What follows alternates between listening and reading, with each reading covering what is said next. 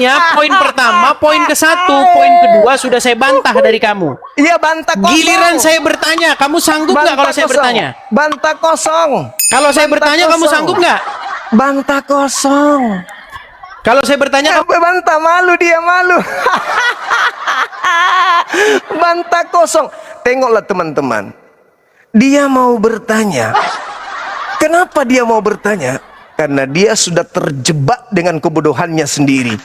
Dia mengatakan bahwasanya Yesus, orang Kristen, diselamatkan bukan karena penyaliban, tapi karena taat kepada Bapa.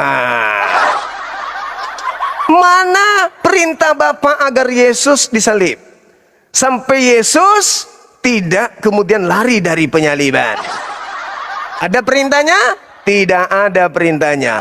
Dengan kata lain, kalau dia memaksakan keadaan itu, artinya Yesus taat kepada iblis.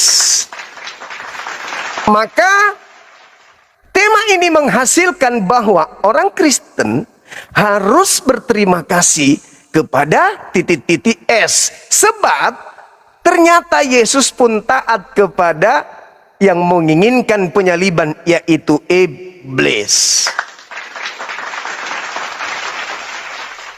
Gimana teman-teman? Sudah lihat? Sudah lihat kemampuan Edis? Kalau berbicara Bible, sudah lihat kemampuannya? Kalian sudah pelototin apa yang Anda saksikan? Kalau Edis bahasa agamanya, sudah lihat?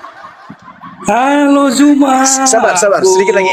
Saya mengatakan kepada saudara, Edis cuma jago menghujat. Dia hanya bagus narasinya kalau membahas Al-Quran sesuai versi pengetahuannya minim.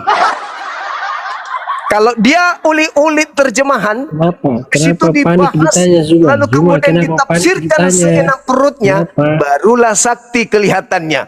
Tapi kalau membahas hal yang mendasar di akidahnya, hancur lebur. Malah ingat teman-teman, Edis sampai pada kesimpulan bahwa orang Kristen tidak diselamatkan karena penyaliban, tetapi orang Kristen diselamatkan karena ketaatan Yesus. Ketaatan kepada siapa? Ketaatan kepada siapa? Siapa yang menginginkan penyaliban sampai dia taat untuk disalib? Subhanallah. Ternyata Edis menyimpulkan bahwa Yesus taat kepada keinginan iblis untuk disalib.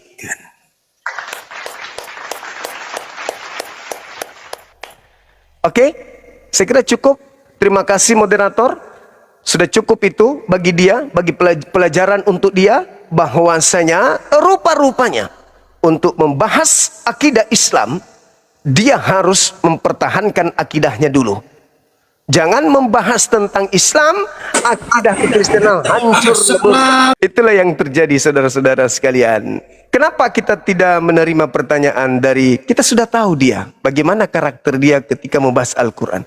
Hanya mengolok-olok, hanya memframing, dan dia ngotot mempertahankan keyakinannya sendiri dengan taklid buta. Waliyatazakkara ulul albab. Hanya orang berakal yang bisa sampai kepada Al-Quran. Untuk apa kita bahas tentang Al-Quran bersama dengan orang yang hanya mengolok-olok Al-Quran? Berarti kita termasuk mengolok-olok Al-Quran kalau kita membiarkan para pengolok penghujat Al-Quran membahas Kitabullah. Oke? Silakan dinaikkan yang lain. Zuma, kamu bikin malu umatmu. Kamu udah kalah tadi tuh. Iya, terserah. Katanya guru udah. Terserah. Buka kameranya, kita diskusi. Kenapa kejang-kejang?